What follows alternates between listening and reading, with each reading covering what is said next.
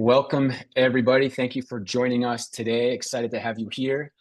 Thank you for joining our webinar on Resilience Redefined, Powering Georgia's Infrastructure with Utility AI and 3D BIM. I'm 𝐀𝐠𝐞𝐬𝐭. I head up content here at 4M Analytics, the first utility AI mapping and analytics solution built for civil engineers, DOTs, municipalities, and service providers during the early stages of construction.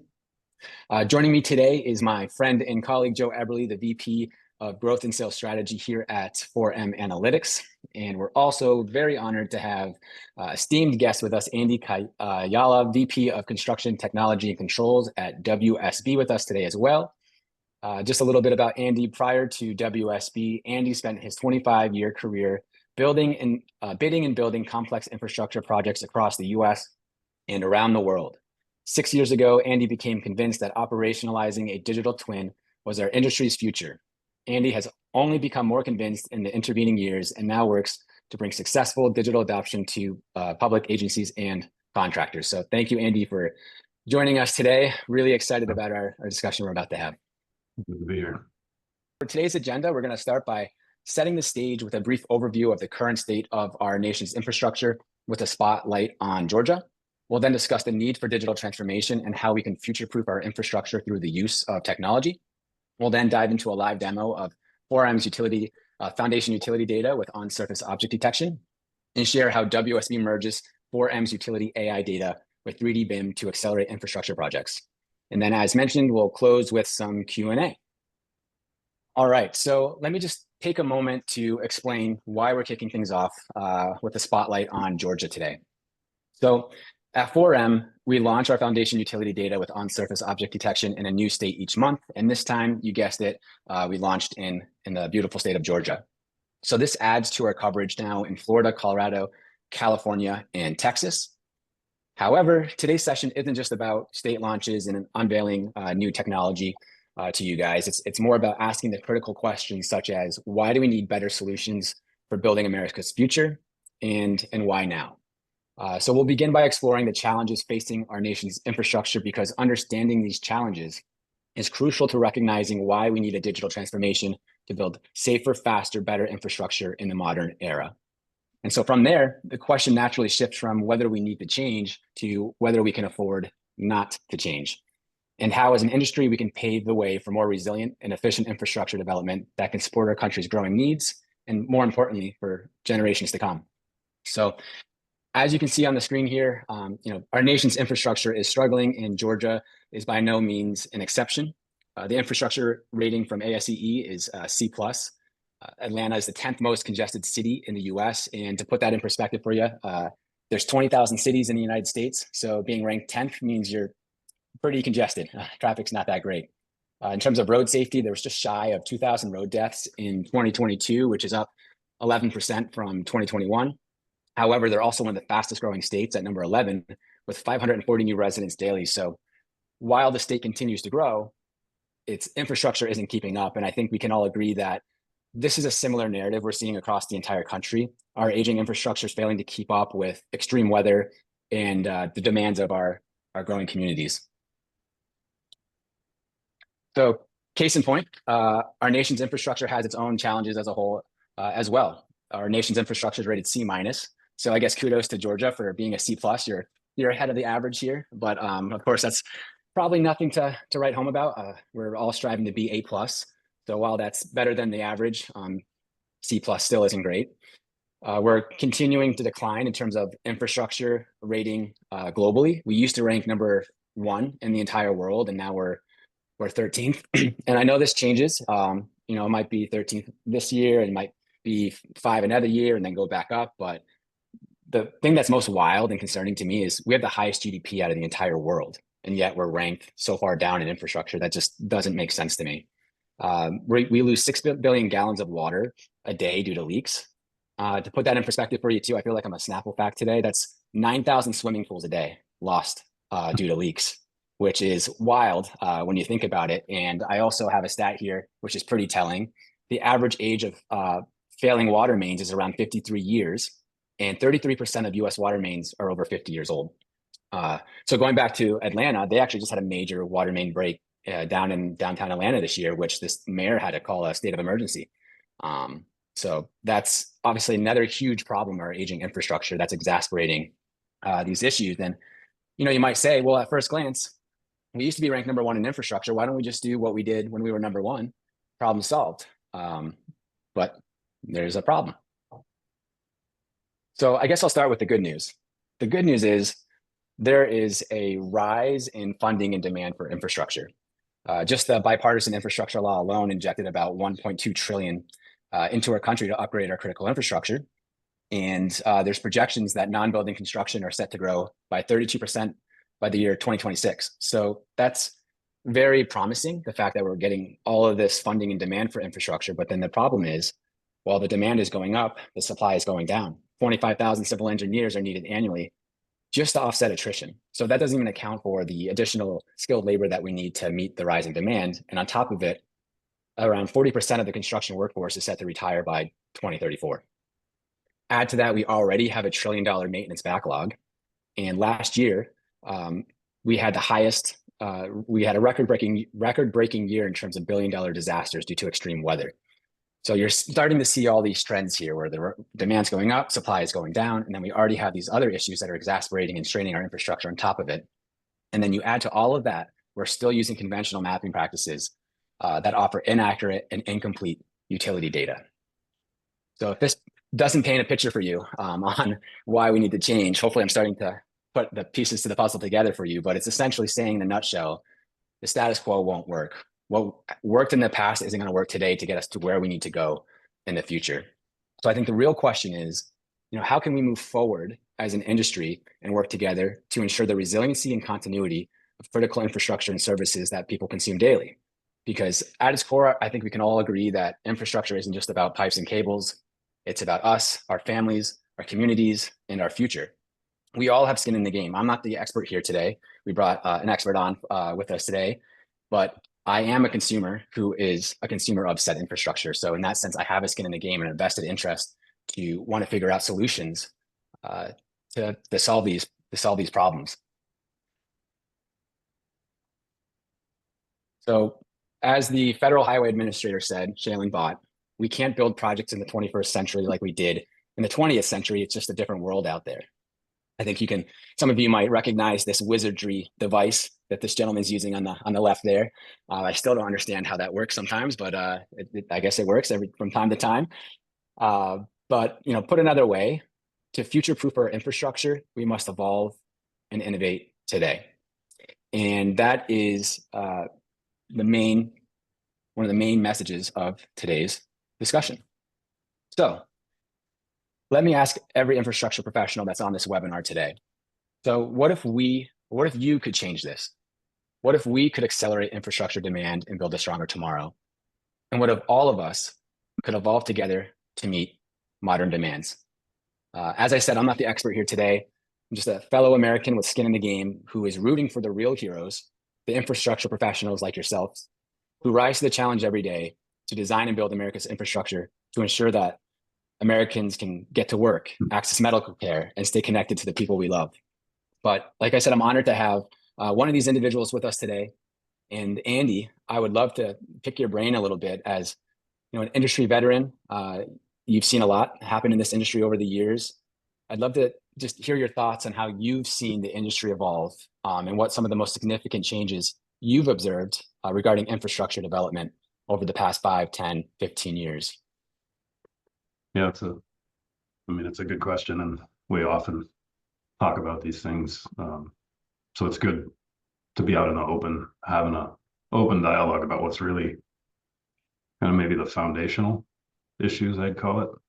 And I may come at it just a little bit differently than a lot of other narratives you might hear, but you have this multi-pronged thing that's really shifted in, say, the last 25 years. Some of them are just associated with we live in a world that's changing, right? So the rapid access to information, how quickly things change. I think people feel a little bit, overwhelmed by the amount of daily change. So there's this maybe kind of a embedded resistance when somebody comes along and says we need to do something different in order to get better. Well, I mean, it feels like there's sort of chaos around you. So not always easy. So I'd like to define some specifics. One of them I think that is maybe undervalued is the contractual landscape. When I first got into business, and this is even pre-design build being a big thing, you had state DOTs largely manage their own designs, largely put out projects that local contractors could take on and build. There was a very clearly defined owner, engineer, contractor. Everybody had their role. I think there was a better understanding of what that role was. The contractual landscape was just a little bit tighter. And so things were better defined. So people that were in the industry, when they got up that morning and came to work, they knew exactly what their job was. They knew what their role was. They knew what they needed to do. They went out, they did it, and then move on to the next day. Fast forward to today, without going into kind of the history of the development of those things. I mean, we have a lot of different contractual delivery methods.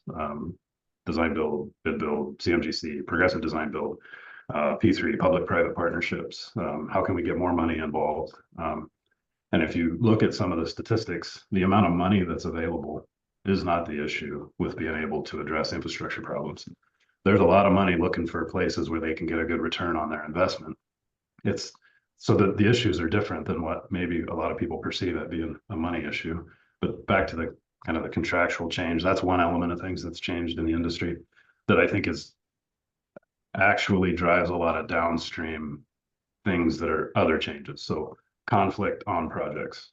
There's a lot of difficulty that happens on projects now among the project team, which I would include engineer, owner, contractor. Everybody participates in this. There's just a lot of difficulty to deliver these major projects now. Almost every design build ends in the contractor suing the designer. I mean, I heard an analogy one time, a guy that had been in the business a long time, he said, that's like you're laying on the operation table and you sue your doctor. That doesn't make any sense. So there's just all of these different conflicts in the industry.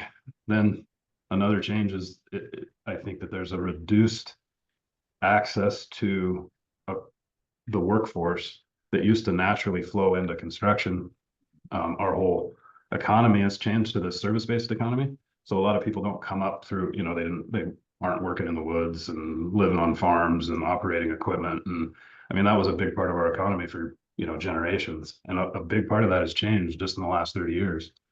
So, you know, I think there's some societal changes, there's contractual changes, there's cultural changes. All of that stuff affects where we are now. And then, you know, I think some of the other things, when I first started in the business, we didn't even have laptops on the project, right? So the massive technology increase without a corresponding productivity increase. That's another one that, you know, it kind of makes you scratch your head. We've applied all of this technology, but somehow we're not as productive as we used to be. Right. But anyway, I guess that's kind of where I would start to paint the picture of change in the last 25 years.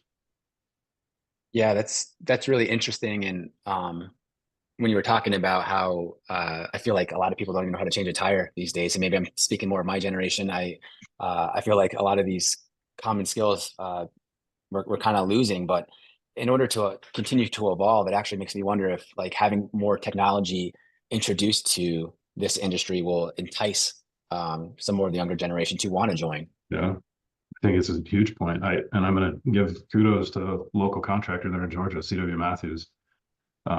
Has done a great job of leading a charge. They're not the only ones, but they've led in a lot of ways the development of like simulators for like operators in high schools. So they've got these programs where they've engaged high school students. Hey, civil construction it's a career, and here's what that would look like, and introducing that to kids who are, you know, 15 years old. So I think programs like that, thinking out of the box, getting people introduced to what's possible, like you said, technology wise, but also that you're going to be involved in something meaningful. Like you are going to build something that you leave behind that brings real benefit to your community. So you're going to get to be part of something bigger than yourself. Like if we can kind of push that message out a little better, I think there's a lot of people that are attracted to that. We just need to do a good job of communicating it.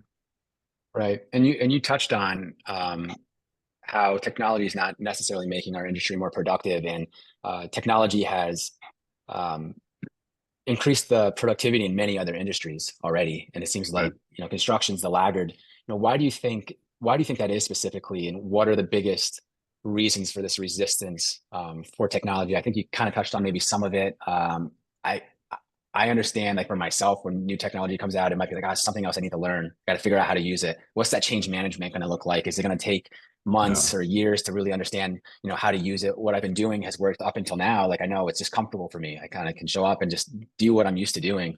Can you Yeah. elaborate on that and maybe dive into like maybe more specifics on why we haven't been able to evolve as quickly as other industries? It's again, I'd like to sort of paint a picture because I think it's more than what we typically talk about. I think we jump to the conclusion and then we make the facts fit our conclusion. So if I rewind the tape a little bit, look at, say, like agriculture, massive increase in productivity, right? Well, that's putting a GPS in a combine and one guy can do more work, right? So there's a massive productivity increase, but only one labor input hour right there, right? And more of a controlled environment. I'm not saying farming's easy. Trust me, that's not at all what I'd be saying. What I'm saying is that I think the opportunity to increase productivity is more readily accessible and more concrete. And so they've been able to do that. Manufacturing, same thing. You've got a controlled environment. I mean, you're indoors, right? Number one. So you're not dealing with the elements. Construction's hard. There is no technology that's ever going to take away the fact that construction, you go out in the real world and dig a hole, and we're going to talk more about this, and you don't know what's in the ground usually because your mapping is no good. You dig a hole and you don't know what to expect. There's a lot of variables involved in construction, and I'm focused on civil construction. I think the building trades, that's a different thing, but you know, it's not always resistance to change. It's the sheer number of variables that are involved for people who have to, like you told me a story earlier, Chris, about being on a project there in Atlanta. You noticed all just the chaos of the cars, right? Right. Like imagine dealing with that every day and you're watching people zipping by it. You're 3 feet away from a guy going 75 miles an hour, right? And people just Right. will not slow down. And you'd prefer to go home to your family that day. So productivity in that setting is going to take a backseat to safety, rightfully so. Like we need to keep our people safe. That's Mm. priority number one. So I just think that there's a lot of variables that need to be taken into account. And then it's on people like us who are involved on the technology side to say, how do I take and provide a concrete, specific solution that's going to make their job just a little bit easier, a little bit safer, a little bit better quality, and maybe get a little bit better productivity? Like how, and I think that this is where I think the technology companies have gone astray, is they see their product as the end goal. It's just a tool, right? Right. It's like you used to have a handsaw, now you have a skill saw. You still need a carpenter. So how are we going to build a better skill saw to put in the hands of a carpenter and then help them use it? So I think we have a lot of hard work to do. I think the resistance to change, insofar as it exists within the people that we're talking to, can be overcome by demonstrating specific concrete value, and people will pick it up and run with it. And it does have to happen, not at the presidents of companies. And the presidents of the companies would say the same thing. Go out and talk to my project manager. If you can convince him that it's a good idea, or my foreman, then hey, I'm on board. So I think if we take that mentality, how is this technology going to be used to make the life of that superintendent a little bit better on the job today? And better, I mean more productive, safer, better quality, concrete outcomes. Then I think we're going to overcome that resistance to change. Yeah, Yeah. and sorry, Chris, let me just interject there. I always love talking with Andy because not only does he bring a wealth of sort of background and experience and insight, but you always feel calmer after talking with Andy for some reason. So, thank you for that. But I agree, right? And as a technology provider in the industry, and I've been around for a while. There's a certain level of complicity that I think we have in what you described as that barrier to adoption. Oftentimes, if there's a choice to make it simple or make it fast, sometimes we choose the fast route as a developer and a deployer of technology. And we, at the cost of something else, we make decisions to build and deploy our platforms and our technology in a way that is complicit in the adoption curve that you're talking about, or the resistance to the adoption curve. So I think as an industry in whole, there's a complicity there that we have to sort of face. And decide as an industry that technology does not have to be deployed in a way that makes it hard or takes forever or requires an army of people to support and maintain and keep running. Right? There's better that we can achieve as vendors and developers of technology in the industry as well, which is what we're trying to do as a company, 4M, right? That's what I was going to say too. I mean, that's why I don't know, it's 18 months now or something I've been working with you guys, and I know we're going to get into this more later, but to listen to Joe talk, the perspective is exactly right. To try to make it valuable for that end user to be in a little bit better situation, and your product being so relevantly concrete. Like, we're going to tell you what's in the ground. There is not a civil construction professional on the planet that doesn't think that that's valuable.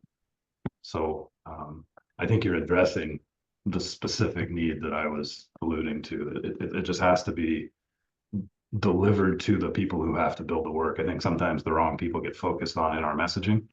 So how do we target those guys who have to go out into the real world and build things and help them have one more tool in their toolbox that makes them a little better? Right. And I think also gaining the trust is having innovative companies like WSB leveraging these technologies. It's only going to build trust throughout the industry, seeing you guys, leverage these technologies. So it's going to make them more open to maybe trying some of these technologies as well. I mean, technology companies can have the best messaging in the world, but at the end of the day, the end users, if you guys are using the products and you are seeing results, like, that's going to tell the story better than we can tell any day. And, diving into that a little bit more, I'd love to know, Andy, a little bit more about what WSB specifically is doing to evolve and future-proof our infrastructure, and how you guys are leveraging, innovative technologies like utility AI and 3D BIM to meet those demands that we discussed earlier. Yeah, I do enjoy talking about this specific topic. And here's why. There's a couple of underlying principles, going back to the conflict, the amount of conflict. Well, what is possible? What's a possible solution to address that conflict? And I would say better, earlier, more transparent information, right? You get the best possible information that you can into the hands of the people who need it when they need to make decisions. And that's kind of fundamental to my whole outlook on technology and the use thereof, is how do we use it to, gather, disseminate, and leverage information. I don't know, I heard one time, data isn't information until you're able to make a decision based on it, right? We're gathering all kinds of data, but how do you turn it into information on which you can make good business decisions? So that's our whole focus. I lead a group called Digital Construction Management. I would say that's sort of our tagline is bringing the value of digital transformation to those who build the work. But, one layer right underneath that is just, I would love to see the industry move towards transparency. I would love to see less happen in courtrooms and across the table from each other, and more in the job trailer, figuring out how to go build the work with the best information possible. That's what I'd like to see the industry move towards. And I think we're at a moment in time, it's kind of amazing to me, just across the world in general, but in our industry specifically, the tools are there. We can truly publish a digital representation of the future physical asset before you go build the work. And I cannot overstate how important that is. And 4M is just absolutely integral to that, because you do not have a picture of what you're going to build until you have a 3D model of the utilities. So those are the kinds of things that we're doing. Some of the buzzwords that are used like a federated model, just meaning bring all of the data sources. It could be GIS, engineering data, the utility data, existing information, existing surfaces, and you get all of that into one environment. And you truly create a digital environment that represents the physical world. And now you can analyze it. And I've been working on this for 6 years or longer. I don't know, you sort of lose track, but the technology is available to do it. And we are doing WSB across, it's not just one group. It's not like the digital construction management group. That's really important to note.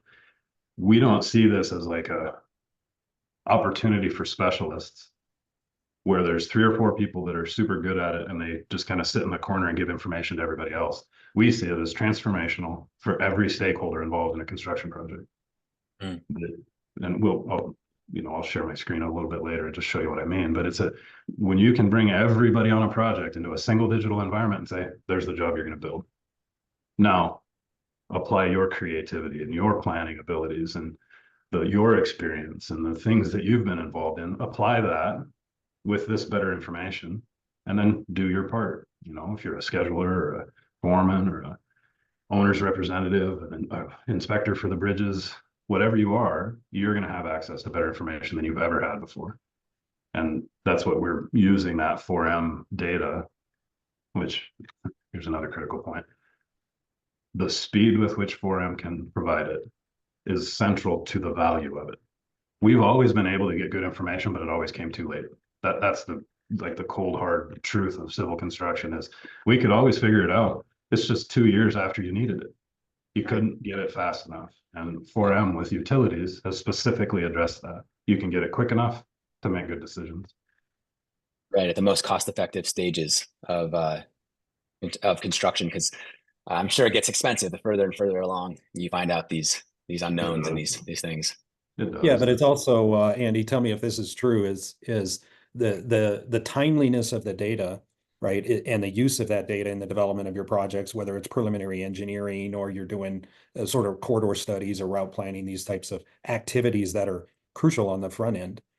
But also having that data has a downstream effect or a longer term effect that sometimes we don't necessarily correlate or bring together, which is what is the safety impact of having data earlier that allows you to plan better for safety requirements when working in roadways or these types of things? Or what is the impact of having some data quicker in your evaluation and your engineering process so that you avoid utility strikes in the future, right? So there are longer term impacts that oftentimes we don't really quantify when in fact there is an impact there. I could not agree with you more. And I actually think there's some kind of, I haven't found a way to quantify this. Maybe someday, or somebody a lot smarter than me, I'll sort it out. But there's some kind of compounding effect over time when you have better information earlier, because it's now, I mean, you know how decisions work. It's decisions build on top of decisions. And then downstream, you may have built a decision on 13 errors.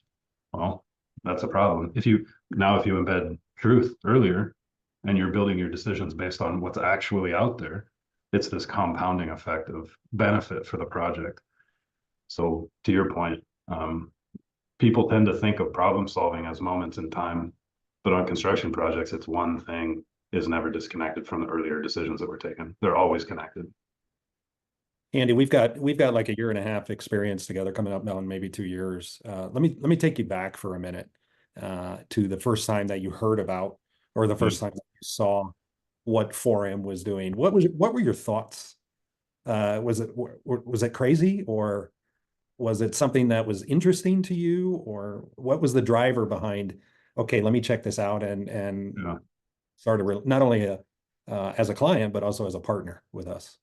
It's a good question. I can actually, it's funny. I remember I was in our Austin office, and you guys had set up a meeting with somebody else. Somebody forwarded me the meeting request or something. I don't go to very many like that, but I showed up at this meeting and you guys were demonstrating what was available. And my reaction was, hold up, tell me that again.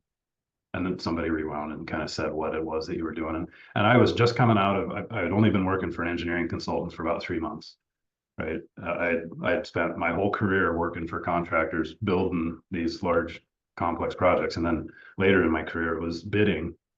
So I was responsible for the estimating and laying construction, and we chased these projects all over the country, multi-billion-dollar jobs down to $100 million. Doesn't matter the size of them, but we chased them all over the place. And one of the top 2 or 3 risks every single time was utilities. And I'm not kidding. I will walk into every bid review every time, and we did not have a handle on what we were going to do about utilities. Is there going to be design impacts that we haven't been able to identify? Are we going to have delays? Or is our traffic plan really going to work? Are we going to run into things that we don't know are out there? Does anybody really understand that transmission line and when it's going to be relocated? Question after question after question. I got to the point where I sort of gave up. I used to just like grill people. And then I could see, they didn't have the answers because the information wasn't available. It wasn't their fault. No matter how far you dug, you were not going to get good information on the utilities. And going back to what I said earlier about the contractual landscape, owners had trended towards transferring that risk to the contractors. So I mean, I don't really lose sleep over stuff, but if I did, that would have been one of the issues that I would lose sleep over, would be because it was always there. So to answer your question, what was my reaction? Basically, I would have killed for this 2 years ago. Yeah. This is what we need. Rapid access to the best information available so I can make better decisions. That was my gut response. And it stayed that way. I mean, we've been able to work out how to take your 2D data, turn it into 3D data, marry it up with GIS information, a lot of stuff. But that initial reaction was, I almost couldn't believe what you guys were doing and how fast you could do it. Yeah. So talk to me a little bit about, in our group, a little bit about doubt. Because if I were to step back and look at 4M as a company and what we're doing, and I had spent my career in construction and delivering projects and involved in engineering development on these projects, I might have a little bit of skepticism. I might have some doubt. I might have, maybe I have a little bit of misunderstanding about what AI can do for the utility industry and how it can work to my benefit. Did you struggle with, or did WSB struggle with at all, sort of doubt about 4M as a company and what it is that we were doing? Doubt, I don't think so. But that's a nuanced answer. So the nuance of it would be, there's overall doubt in what I talked about earlier, digital representation of the physical asset, using that as your design and construction management tool. So you guys are like one part of an overall sort of doubt in whether or not we're at the right time to deploy all of that, right? Yeah. And it's really not happening as fast as it could based on the technology. There's a lot of reasons for that with training and all the other things, but I think the doubt isn't targeted on 4M. I think actually you guys, you hit all of the right, you check all the right boxes with the rapid delivery, concrete and specific application of artificial intelligence. How many companies can say that right now? Like, really, you've figured out a way to take something that other people are dreaming about and make it concrete and applicable to the real world. That's a big deal. And then, combined with some of the stuff that we can do, get it into a 3D environment. So I think you tick all the boxes, but there's still overall doubt about whether or not we can make this transition to a full-blown 3D environment. Yeah. I don't know if I'm doing a good job of answering your question, Joe, but. No, that's a great job. In fact, I think you're setting us up well for where we're going, right? Which in a few minutes, we'll open up the platform and we're going to simulate. I'm going to show our audience sort of how the technology works and then kind of hand it over to you, right? Sure. To show what the end result can be in a digital world. Before we get there, real quick, I asked you about the past. Yep. With us, and you've done a good job of sort of explaining your position about how it can be used today and what the current looks like. How about the future? If you could wave kind of a magic wand in digital construction delivery, what is it that you would like to see vendors like 4M and others out there who are intent on contributing sort of to the digital transformation of our industry? What is it that you would like to see? Yeah, I stay focused on the concrete and the actionable and the solve the near-term stuff. Don't get too far in front of yourself with technology, meaning it doesn't mean don't plan, don't have a roadmap. I don't mean that, but knock off the easy stuff, maybe data integrations with other platforms, ease of communication and data flow, making it, actually probably my number one thing is solve the easy stuff and just keep solving the easy stuff. And eventually, when you get to what's hard today, it's actually the easy stuff. So just keep solving the things that are right in front of us today. But maybe if I could add one thing about the future, I would say in the last 6 months to a year, momentum. I used to think of it as there was kind of this dam that was holding back the flood of change. I think we're sort of in the midst of the change now. I don't, there's no going back. There's a lot of momentum and a lot of people asking good questions. So we're at a good moment in time. Yeah, it's probably a good transition. So I'm going to pull up my screen here, but hopefully I'll be able to demonstrate to our audience something that you saw, which is delivery of the basics, let's say, keeping it foundational. I'm going to solve for you a challenge that not only WSB as a company faces, but every company that's involved, I think, in the delivery of infrastructure when it comes to utilities faces, which is how do I get fast how do I get accurate? How do I get complete utility data coverage in a way that makes sense and it can be actionable, usable 2 years in advance, as you mentioned. So if it's okay, Chris, I'm going to go ahead and share my screen, and we'll take the next few minutes to kind of walk through 4M. And then Andy, I'm going to sort of transition it over to you as though we were going to pass this information right out of our system over into your platform, and you can talk about how you're consuming it. Since we're talking about Georgia, I'm going to navigate into Atlanta here and take us down into the Atlanta area. And I'm going to demonstrate for everybody watching how simple this is. And this is intentional, and it's part of the reason why this scopability that I think technology companies have to ensure that we're delivering product that makes sense and is simple is so important. So if I'm an engineer, I'm going to ask everybody to sort of put themselves in the shoes of an engineer or somebody who's responsible, maybe a utility coordinator, of determining what an existing utility footprint might look like in an area of interest or where your particular project is located. So if I click on create the project and I zoom in here, maybe I'm working on this particular area here within the downtown area in Atlanta, and I need to know what the utility footprint here looks like. So I give my project a name after drawing it out using a polygon, or I can use a linear project, or I can upload a shape file to be able to do this as well. And now you can see I've got some basic information about this area that realistically, Andy, this may take weeks or months just to get to this level of detail where I know there are at least 25 utility owners there. I have an idea that there's 80 or so miles, maybe 80 to 100 miles of utilities above and below ground. I have an idea of what some of the utility conflicts I might run into are going to be. But where the real interest is where are those lines at? That's really what I need to know. Who owns them and where are they at within my project area? So from there, I can sort of begin to display the utility footprint by sector. So I can start to see my my comms network. I can start to see my water network. Maybe I can start to see my municipality owned, the sewers and the waters, the power, the fiber, the gas, the oil, the electricity. So now I have a bit better sense in a very quick way. By the way, we target 5 minutes to value as a company. So no setup, no implementation, no specific deep dive week-long trainings in order to use the platform. You get your login, you go into your area of interest, you draw your project, and within 5 minutes, I'm giving you some usable data that you mentioned is so critical as a part of your project development plan. So there's a few things going on here, and I won't go too deep, but this is what we call our foundation data layer. And this is available to our clients on a state-by-state basis, unlimited usage model. So sign up with our platform and you can go all over the state of Georgia, whether you're an engineer or whether you're a municipality, and you can begin to sort of expose what's out there in terms of the utilities available.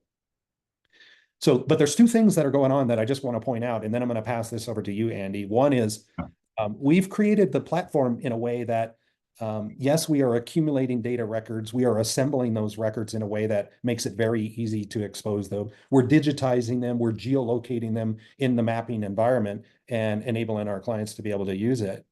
But we're also concerned about quality and coverage as well. So what's happening behind the scenes when you draw this map is we are triggering what we call a recovery process, which is we may not have the best coverage in a specific area around the country, or let's say in Georgia.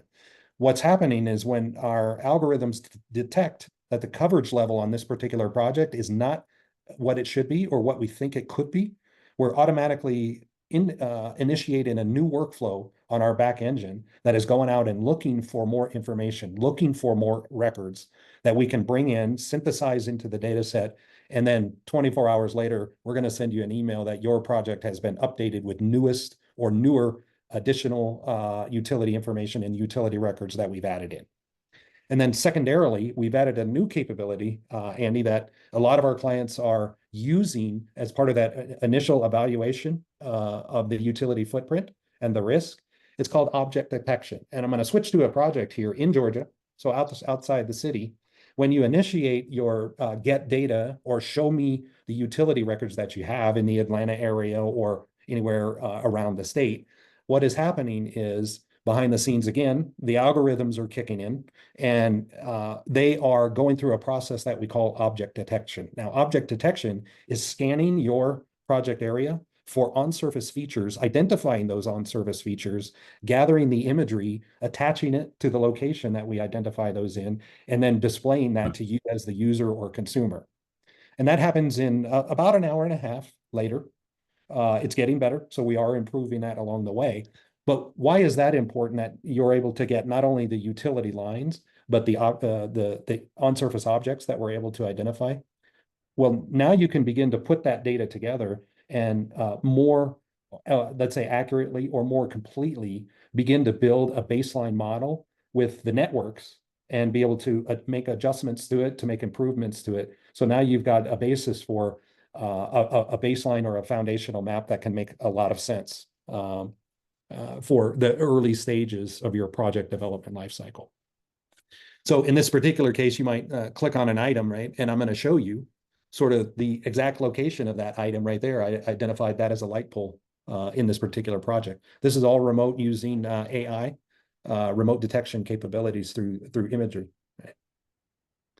So Andy, I'm going to pass this project over to you. You're going to take this information and ingest it into your systems and take the conversation from there. Let's do this. Share. All right. So when we go into the 4M platform and get the data, this is how we see it. Important thing here is that we can export all of this as CAD data. So we basically get the 2D line work as defined by the area that we draw within the corridor. That for us is just the start, though, to be able to get that quickly and effectively into our process. So it starts here. We're able to get it delivered. But now I bounce over to this, and this is the same project, just the 3D environment of, this 2D data is being pulled into what I was referring to earlier as a digital environment. What you see here is obviously a lot more than the utility data. So I'm going to turn off a few things. I can turn off roadway, bridges. And now largely what you see is it's an existing utility map that's the same as what you were looking at in the 2D 4M environment. But now we've brought it into, and this is Synchro, Bentley product. We're partners with Bentley in digital construction management. And again, like I was saying earlier, the idea is to bring the value of digital transformation to those who build the work. So what we're trying to do is deliver this in a timely way so that the people that need to make decisions have the best information. This is planning phase. So obviously construction starts with planning, right? But not just during the construction phase. It starts during concept and planning of the design phase. Start thinking about what you're going to build as soon as you start designing and how you're going to build it. So what you're looking at, what we've done here is we've taken the 2D CAD work and then we've married that up with the GIS information that's available from the local municipality in order to turn everything into a 3D model. And that process is not as cumbersome, maybe as it sounds, or as a lot of other people are trying to lead everyone to believe that this is months long, and many people, it's not. There's a lot of good GIS data that's available that you can use to get information about the utilities. There's a lot of good information just in the 4M data when it comes across, right? Who's the utility owner? What is it that we're looking at? But let me just click on one of these. I can show you. Take the map off. So now when I look at that storm conduit, I've got invert elevations. I've got the length. I've got what it is. So there's a combination of the data that's from the GIS database and from 4M, all brought into one environment. But what we can do, because we're getting this information and we use the advanced utility service from 4M where they're applying the AI technology so that we get the most likely location of these utilities. Now we can bring in best information available as quickly as possible that can impact the design as early in the process as we can. So now I'll go back, I'll turn the map back on. Just for reference, this is a web interface. All you need is a login, no special IT install, no unique hardware.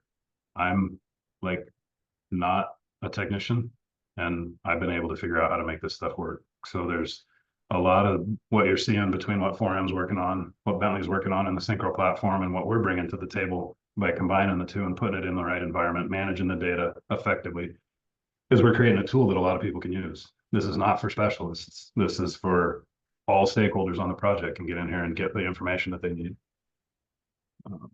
Turn on the roadway. Actually, let's leave the roadway off for a second. I can turn the bridges on. And what you'll notice, obviously, is something pretty easy to pick up on when you're in 3D. We got an issue with this storm sewer. This is existing storm sewer. This is proposed foundation for that elevated bridge structure.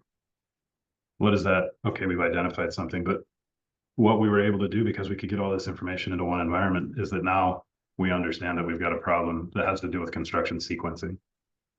Everybody knew when we started the process that they were going to have to get rid of that existing drainage conduit and move it. Everybody knew that. But what we really didn't consider was that this foundation was going to need to go in at a point in the construction where obviously we still need to be able to drain it. And what are we going to do with that water once we take that trunk line out of commission? That led to, you know, a number of discussions and a change in the design and the construction sequence. So the value of this, why is it, going back to what I said earlier, concrete and specific and delivered quickly enough to make decisions? 4M, within a couple of days, we have the best 2D information available. We put GIS data with it, some modeling folks to work in the Bentley platform, and we have a 3D picture of what utilities are out there to use in our design decision making. And that happens that fast. So that's just in summary how we're using this. And I, you know, now take this and scale it across all the projects you're ever going to work on. We're going to use the same process all the time, over and over again. Every major project, I would see 3, 4, 5 years down the road, we're going to be using this process and looking back and wondering how we ever did it without it.